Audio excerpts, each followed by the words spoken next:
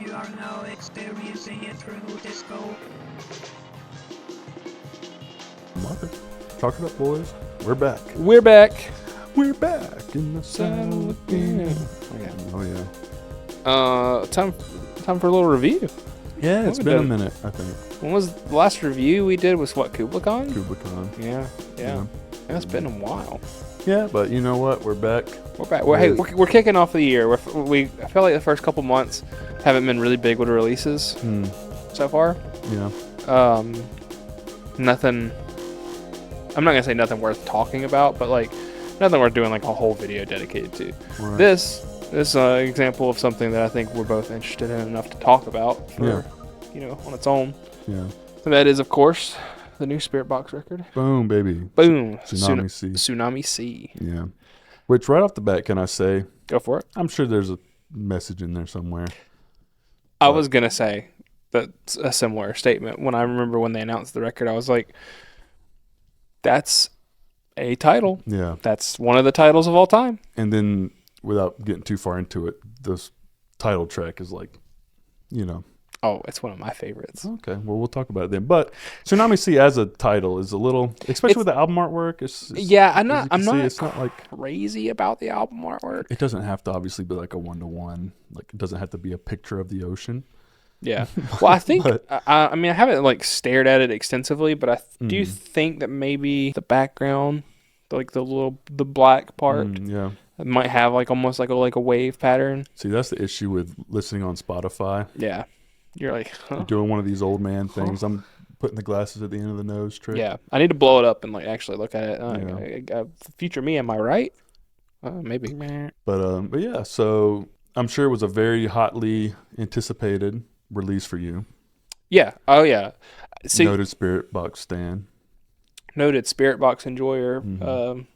However many years running.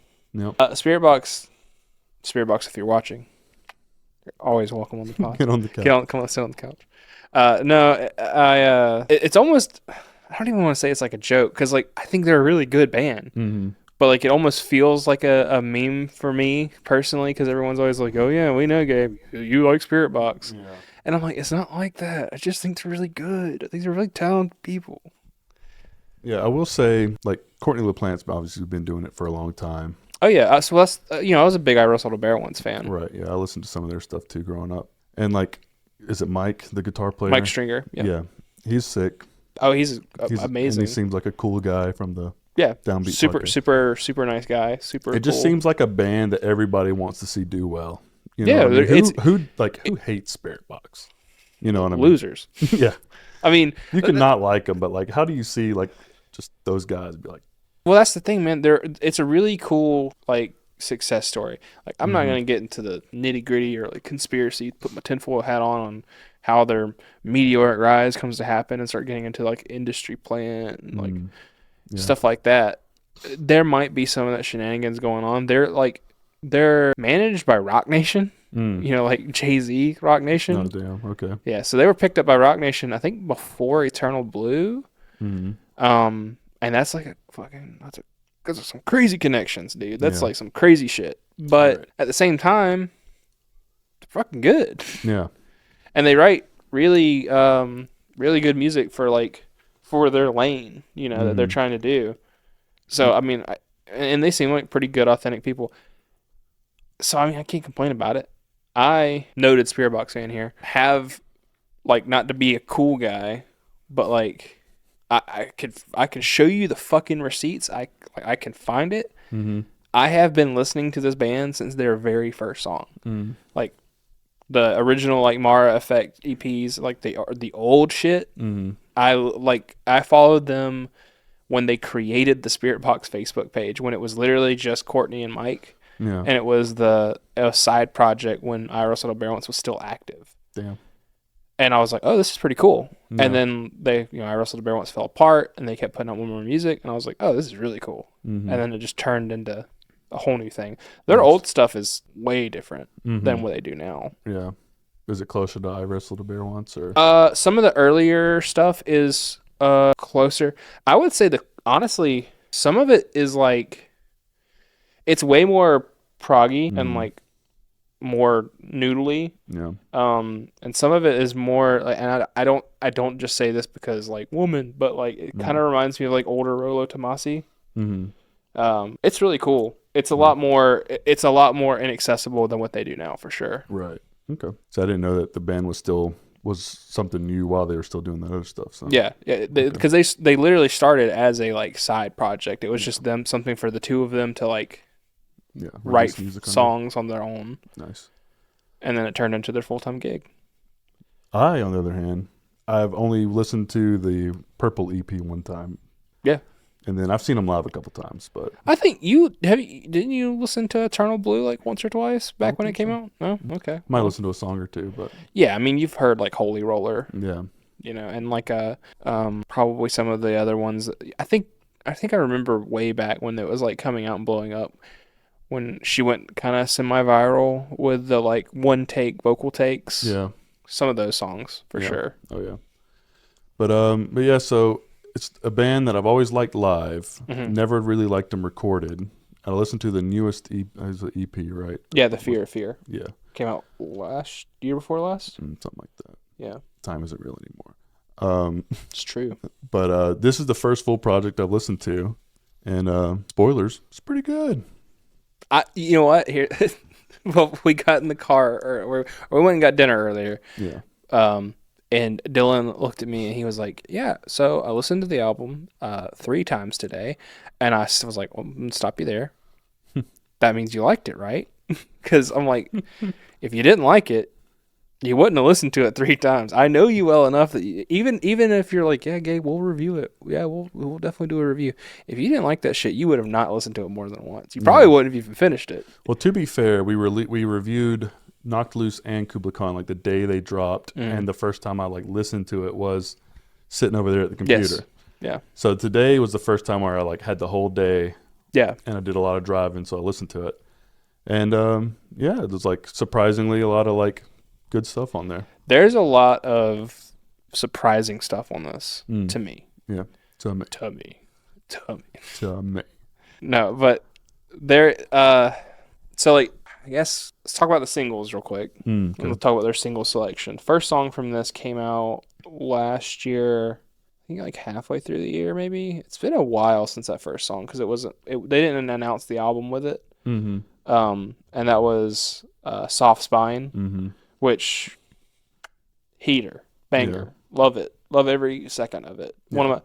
One of my favorite of their like heavy like ass beater songs that they've done. You know, it's kind of this album's Holy Roller of like not really a whole lot of frills or experimental stuff going on. It's just to the point, beat your ass music. Yeah, for sure. I like it a lot. Is it because I have dun wee woo brain? Yeah. You know, it's fucking ding ding ding ding. You know, it's just noises. Yeah. I'm like a toddler, dude. You put fucking keys jangling in front of me. Yeah, literally. It's just the keys jangling were somehow made by Gojira, you know? Yeah. Yeah, like I listened to it probably around when it first came out, and I've like gone back a couple times. Like I'd say it's pretty good. It's as a non-Spiritbox listener, I expected more of the album to sound like that. Yeah. I think there's only like 3 like heavy songs, maybe. Yeah, I think probably like 3.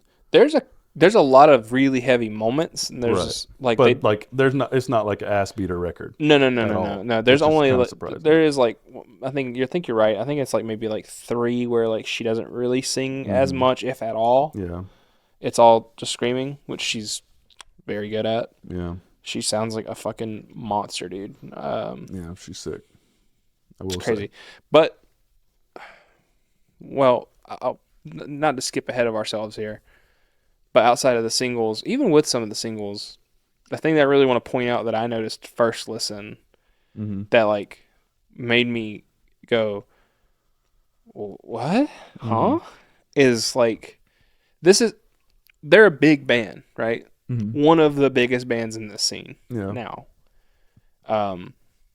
There's a lot of expectation for what they do. There's a lot of the safe bet of how to sound, I think. Mm-hmm. And the first thing that sticks out to me that they were like rejected it is just how they did the vocal production on this record. Mm-hmm. They've got some crazy effects and like layering, like the opening track, Fata Morgana or whatever it's called. Yeah. I think that's how you say it.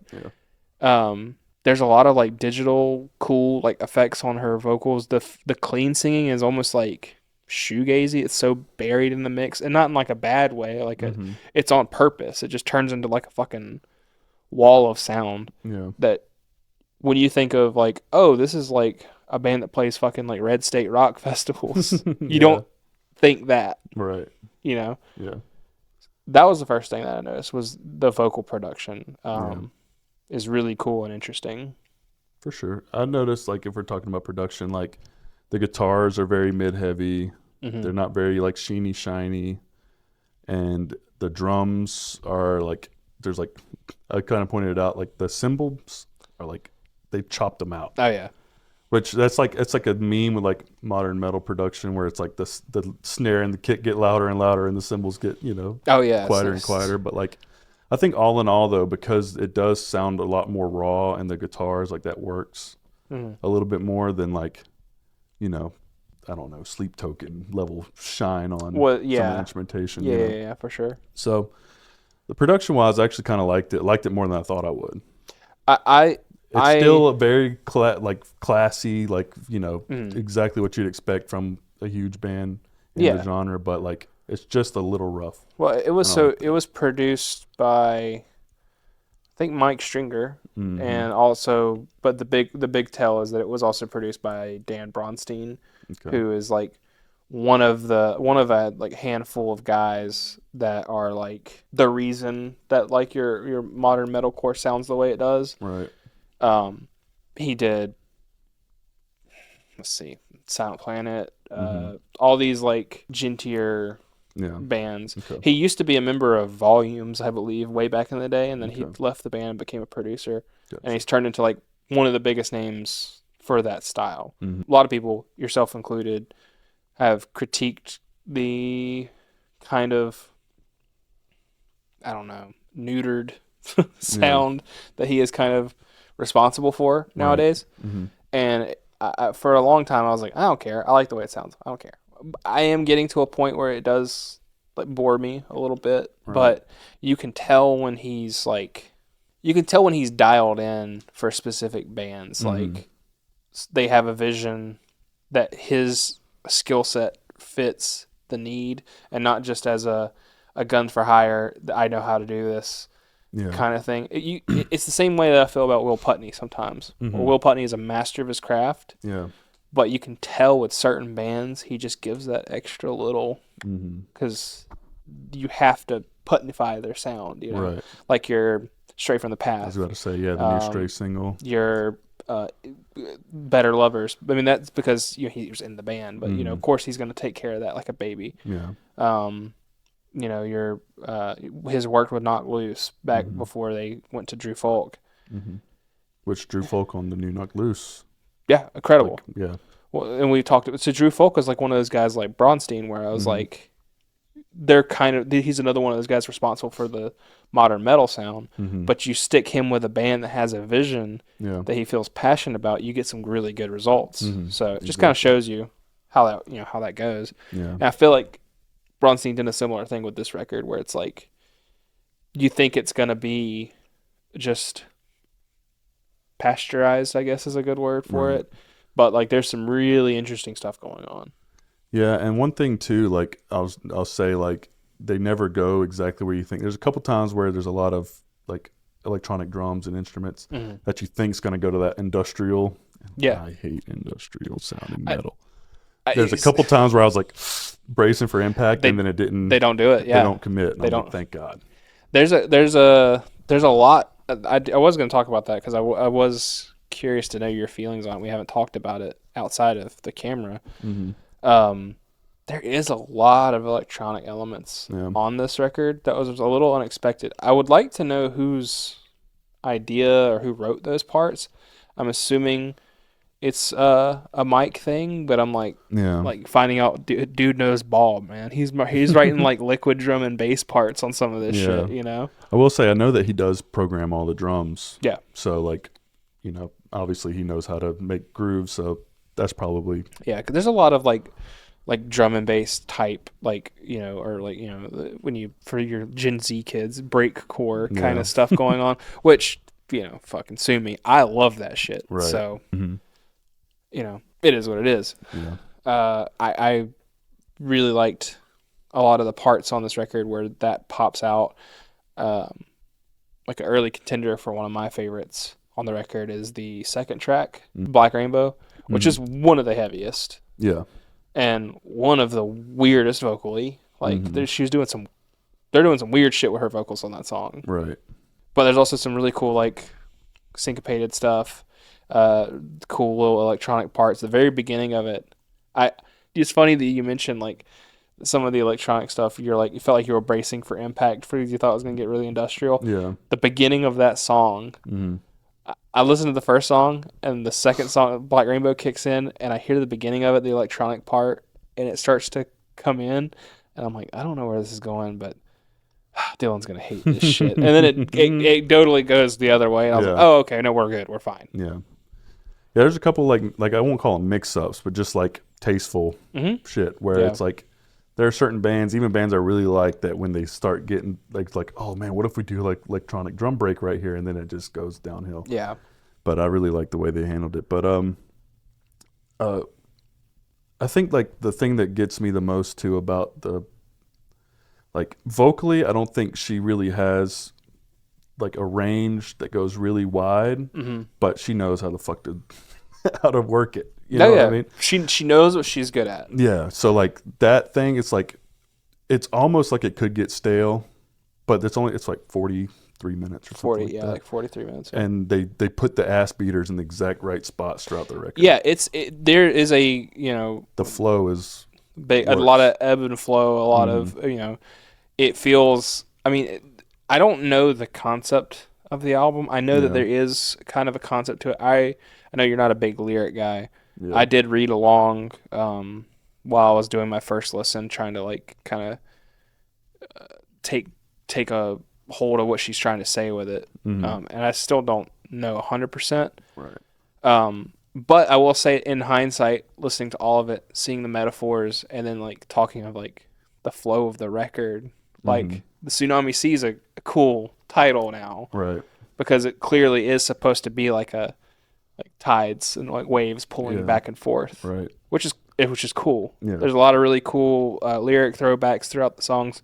They're really good at that. They've been good at that for a while. They did some really cool stuff on Eternal Blue with that. They did some really fucking sick stuff on the Fear with a lot of like motifs and recurring lines. Like there's God, I don't remember. I haven't listened to it in a while. I can't remember what the line is, but there is the line on the Fear where like she says it in almost every single song, and it turns into like by the time you get to the final song, she says it for like the last time. You're like, fuck. Yeah, it's like the context sort of changes throughout. That's exactly. Yeah.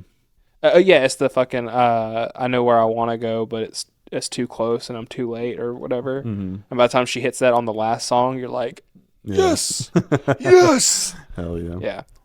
But yeah, like I was like I didn't expect her to work for me as much as she did. Like seeing her live, they do play a lot more ass beatery stuff. Yeah, but I will say, is it the third or fourth track? The one we're talking, Keep Sweet. Keep Sweet.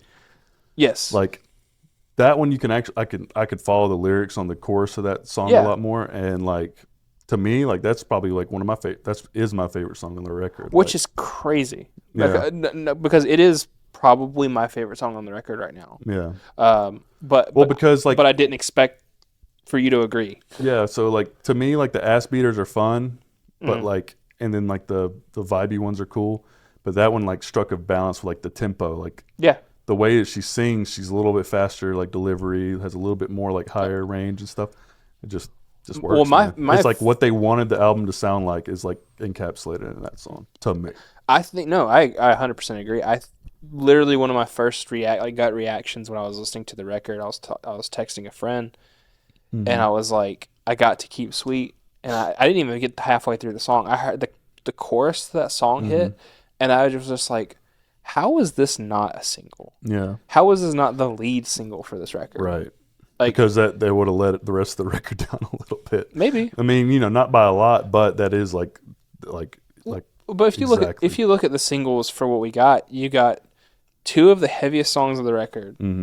Because we had Soft Spine.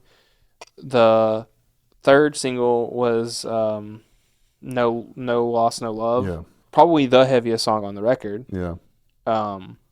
And then in between those two, you had Perfect Soul, which is like one of the softer songs on the record. Yeah. And I was not the biggest fan of it for a while. It kind of has a weird thing going on with the chorus, like the mix and like the way that it kind of flows. Like the chorus doesn't even feel like a chorus. It feels like a pre-chorus the whole time. Like you're about to get to a bigger chorus and then you don't. Right. But like in the context of the record and like in hindsight, I hear it and I go, no, it's grown on me a lot. Actually, like I like can hum it now. When I first heard it, I didn't think it was like that catchy, but now I can't get it out of my head. So I guess they knew what they were doing. Yeah, they definitely know how to write songs. I'll give them that much. I don't know, like kind of like you said with like Keep Sweet being your favorite. Like it's my favorite because I know that is what I like from Spiritbox. Is like I like the heavy moments, and I like the vibe, but the moment that they take all of that and then also can slap like an absurdly good hook on top of it are some of my favorite moments that they've ever done. Like people always talk about how good her screaming is, and it is great, but her singing voice is what sells the band to me. Yeah. Like still to this day, one of my favorite moments like they've ever done, and you're not gonna know the reference like offhand, but I'll show it to you later. There's this climax of the song "Secret Garden" from Eternal Blue, and it's like one of their softest songs. But like the like climax of the part is just like her riding the groove, and it's like taking this long note on top of it, and it just sounds so good. It's not heavy. It's not fucking. It's not the like cool ass beater stuff. It's just like, and I mean it's angelic, dude. Yeah. Well, that's the thing about like Keep Sweet is like that second verse where it almost just turns into like a rock groove. Because I feel like the really heavy syncopated stuff over or under, just the vibing sort of vocals doesn't always work. But like when they do, they sort of strip it back to more just like a rock groove. Yeah. And then it's like, oh yeah, that works. Like, it works. To me, almost like I want to hear these songs like I say acoustic, but more acoustic. Yeah. You know what I mean? Like some sort of variation, but like a little bit less ambiance on it. Right, yeah, like because I feel like the songs themselves are like really good, but the metalcore thing where you have to have the high dissonance slash all lead, the time, like sort of synth. Yeah, there is like a sheen to this record that like when you listen to it in like one sitting, or if you listen to like a lot of Spiritbox, it's like you don't even consciously think about it because you're listening to like the groove of the guitar and the drums and stuff. But if you strip it, if you were like looking at like the files, there's so many layers sitting there that you're like, what is that? And then you click all the instruments off, and it's just like a wall of fucking on top of everything. Exactly. Which builds it, but it's like it works during like the choruses, but I feel like it never goes away. It doesn't. Sometimes, yeah. like Sometimes it could. If we could just get it to go away for a little bit, it would be nice. Yeah, but yeah, like I expected more Soft Spine, and now I'm glad that we got more Keep Sweet type. Feeling on the record. Yeah, same. Like all in all, that's basically my big takeaway is I'm gonna listen to more Spiritbox now. So hey, good. Go back to Eternal Blue. Yeah. I mean, you'll like the mix on the new stuff better for sure, but like there's some cool songs on there.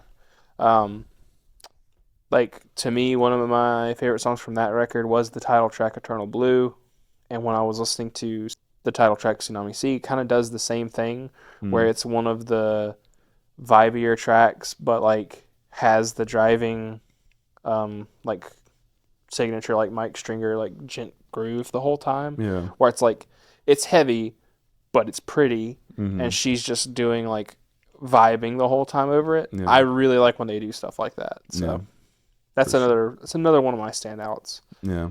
I think I just judge it more harshly because it's a title track, and so I'm like listening for something special, and don't have like that hook that some of the other stuff does. Well, and you know what? Like I said, it's very similar to their last title track because when I first heard that record, it did the same thing. Where I like that was like a sleeper for me because like the first time I heard it, I was like, I mean, this is fine, but like, what's happening? Right. You know, where's the moment? Where's the thing? And it one day it just clicked for me. And I was like, oh, okay. I see what you're doing here. Yeah. And I ended up liking that more than some of like the bigger moments. You know, I would rather listen to them do stuff like that than listen to like Holy Roller. Right. So. Yeah, like to me, like you could heavy ass beating metalcore songs are a dime a dozen. You know, like not that they don't do them well, but when it really clicks like as a band for Spiritbox and stuff like that. I appreciate when people do that. Obviously, I think they're really good at it, and I like the heavy songs. Like I like your Holy Rollers, I like your Soft Spines. I like your Cellar Door from Fear Fear, stuff like that. But that's not the stuff that makes them a special band. Yeah, you know, they use their heavy songs like more other bands would use the softer songs. Yeah. Like they spread them out. Yep. Yeah. Yep. But yeah, all in all, like I was pretty surprised that I liked it. It's very unfortunate for me because that means I might like more music, and then that's an issue. I know. I can only listen to about 10 records a year. Well, and you're ticking them off for me, so yeah. Wait until I make you listen to some of the bad ones. Oh no. At least I could forget everything about that. I don't even remember, what's that one record that we listened to?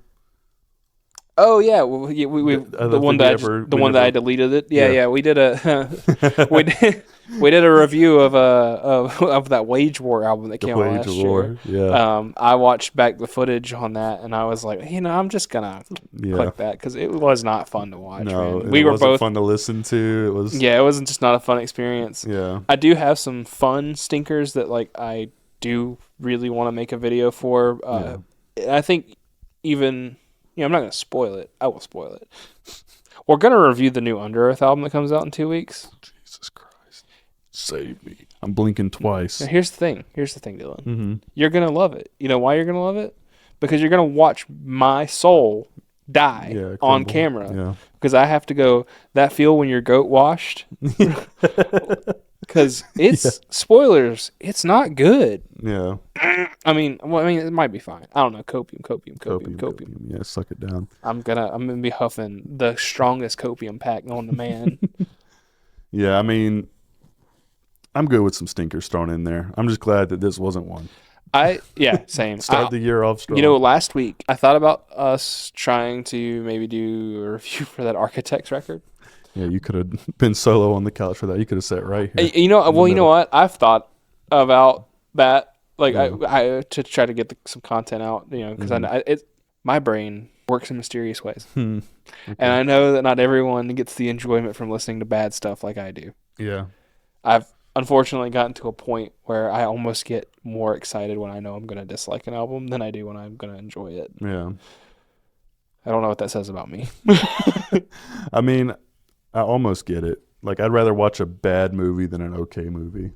Oh yeah, like a certain level of bad. No. That's the thing. Something that is bad is better than something that is mid. Yeah. But also with music, like, this the longest 3.5 minutes of your life. Listen to an Architects song. Oh, brother, I listened to the record. I listened to the whole thing. I got one of their songs auto-played, and I was like, this sounds like shit. What the fuck? It's bad. Yeah, it was bad. The mix is, like, aggressively bad. I mean, we're talking about Spiritbox, but... Spiritbox. Architects. Put a big fucking... Well, you know what's hilarious? Is, like, in the fucking Ouroboros of influence when it comes to metalcore,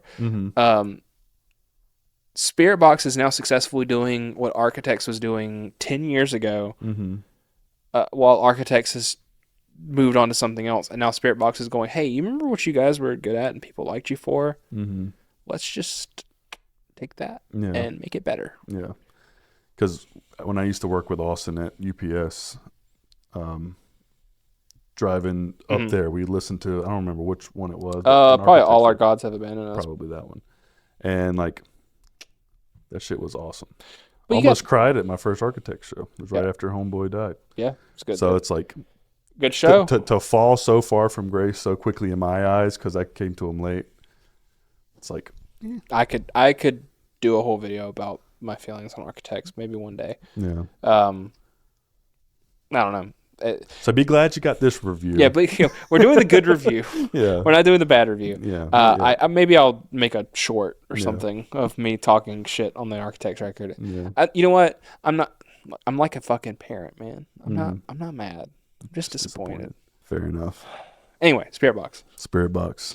What more can we say? You know what? I'm fuck it. I want to talk about Architects a little bit because I'm going to use them as a point of reference as to what they fucked up that Spiritbox got correct. All right, we'll crop in on you for this and let you go speak straight to the camera. No, okay. I know that's just a tangent. It's not going to be that long, I promise. Okay. I swear. All right. I know you're not a lyrics guy, but one big thing that bothers me about that Architects record and will bother me about the Under Oath record that I've noticed is a common like trope with bands that are going for like the Octane radio play of like monumentally dumbing down their lyrics to like not just the lowest common denominator. Like they're writing like fucking stupid ass like edgy like I'm 12 and fuck the world lyrics now. Yeah. Like hold on. First, for argument's sake, let me put up some lyrics from an old Architects record from 2012. Okay? Now we're going to look at some Architects lyrics from this new record. Do you see what I mean? Can't wait to see what those are. Oh, I got a couple of ideas brewing. Here's the thing. I could pick 5 fucking different ones and it would make sense either way. Right. Same thing with, let's do Under Oath. Look at that. Lyrics from something from Define the Great Line. Greatest record ever made. Lyrics from Doo-Doo Dog Shit record. Oh yeah, what's this? Okay. Fuck off. Yeah. Spiritbox lyrics. We're gonna be the biggest band in the world. We're gonna make it. We're gonna be catchy. We're gonna sell every fucking t-shirt. You're gonna see a Spiritbox logo and Hot Topic everywhere. But yet we're gonna have lyrics that look like this. Yeah. Or this. Or this. Yeah. How did they figure it out and no one else could? How are they like? I swear to God, she writes lyrics like it's a fucking like JRPG game, dude. They don't even make any sense to me. Yeah. They're just cool. Yeah. She literally operates on vibes. Yeah. Jesus. How can you fucking nitwits not figure out how to do what she's doing? Yeah. Okay. Sorry. Tangent over. It's all good. But yeah. So I think to sort of round this out a little bit. Sorry. I mentioned this to you, the last song on the record. It is called Deep End? Deep End. Yeah. That's it. Yeah. That's another one where the lyrics sort of come out a little bit more. It's obviously, meant to. And like I even mentioned to you, it's like I hear like some influences on there, like I'll say like Keep Sweet and Deep End. They kind of stray away from like her normal range throughout the rest of the songs. Yeah, for sure. And like I think the chorus on Deep End is just like very, very good. Yeah, song is really sad. I mean, there's a couple really sad songs on here, like lyrically, but that one is tough. Yeah. And then I looked up, like when I was reading the lyrics, I saw like an anecdote at the bottom about an interview that she did where she was talking about the record. This was a while back before it was really out, but they said that Deep End was actually one of the first songs that they wrote for the album. And they wrote it before it happened, but they kind of morphed and turned into a tribute song for their late bass player, Bill Crook, who died last year. He had left the band. He'd been out of the band for a couple years because he just wanted to take a step away and go do some other stuff. Yeah. And he was when he left, they got their new bassist, Josh something or another. Is that Baldy? Baldy. Okay. Yep. Yeah. Cool dude. He used to be in.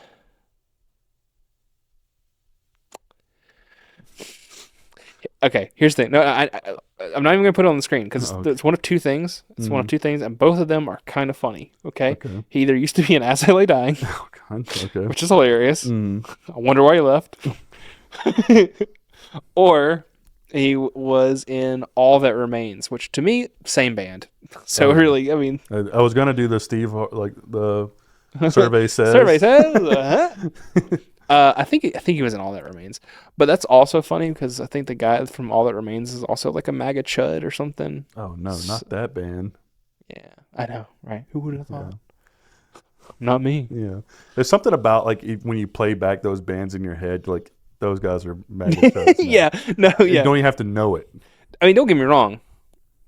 Some of the one All That Remains album with the guy like with his back to the wall and he does like this one has like 6 and This Calling, bangers. Oh yeah, but still, you listen to that and then you like do the mental math. Yeah, and you go, transform it into year 2024. It's like how did we get into 2025 and didn't? I mean, actually, I don't know. On a tangent, is Randy Blythe a good person? Is the dude from Lamb of God a good dude? I don't know. So. I think he is, but he seems like the kind of guy. Yeah. Lamb of God is definitely one of those bands for those people. But I think he seems to be a pretty good dude. Yeah. I could be wrong. Fucking get the big canceled sign over Gabe for that. I will refuse to comment so I can be right either way. Smart. Yeah. Smart man. But you do listen to the song Redneck and you're like, are they hamming it up? What is sick, dude? Yeah, true. But anyway. Yeah. What are we talking about? Yeah, I'll talk about the tragic passing of their bass player. Remember that one? Did you make a short where it's like the tangents and they lay on top of each other and they start peeling back? Yeah. Every video. Rest in peace, buddy. Anyway, what's your score? Give me a 7 out of 10. 7.5. 10.5 is pretty good. Honestly, it's probably going to be one of my favorites of the year. I'd probably go with a solid like 8.5 for me, which is, I mean, honestly, probably about the same score as you. We just have very different scales, you know? Yeah, I'm a little bit more forgiving. So, really, it would have been a 6.5 for me. Sure. But I think, because I'm probably not going to listen to the whole record, like, in it top to bottom very much. Yeah, that's fine. But, Keep Sweet. Very good. Very good. Honestly, like, it really, like, that song, like, if that song wasn't on the record, it'd been, like, a whole point lower, like 6.5. You think so? Wow. Yeah. I'm glad you feel as strongly about it because I also, I think that is my favorite song as well. Yeah. And I haven't seen much buzz about it. So it's cool that we both are like, this is the one. This is recorded. We're Keep Sweet Truthers. Recorded at 9:23 on Friday, March 7th. Don't let anybody tell you otherwise. We're the first. We're day one sweet heads, dude. Sweet heads. Oh, man. But yeah, I mean, yeah, 7. Yeah. I'd say 7. Like I said, I won't revisit it very often, but. You might. Good. You don't know. True. It's true. You might just throw it on. Yeah. Start on Keep Sweet and then just let the rest of the album play through. I'm surprised you didn't like the. I like the first record. First song. I was gonna say, I'm surprised you didn't like the opener. I felt like that was very Dylan coded. Yeah, it was good. Very. I liked it, but see, the thing is when you listen to it 3 times in a day, true, you remember the highlights and the end. Yeah. Then more so than I remember the first song, but yeah, that's just a me thing. It's fair. It's the way my brain processes information, but yeah. All in all, happy. Yeah. That we did this. Yeah, I'm like I said, I think I'm gonna give it like an 8, maybe 8.5. It's gonna be one of my. I don't see a lot this year in the realm of heavy music topping this for me. Like I already know the Under Oath album isn't gonna do it for me. So I don't know any of like the upcoming albums, but I'd say Stray's new album is probably. Gonna I'm top curious to hear what Stray was gonna do. I want to know if Loathe is finally gonna get their head out of their ass this year. Probably not. Well, sweet. I think that about wraps this up for this little Spiritbox review. See you again sometime in 2025. I can promise you that. Surely, surely we would not lie to you about how soon we could make a video. No. Surely we're not gonna look at a couple $20 Steam games and be like, we're not recording for the next 3 months. Hell Fuck. yeah. Well, we've already got a couple that we gotta buy. We just start the Let's Play channel on top of this. Oh, I hate when we get the new studio set up. We can do it. All right, boys.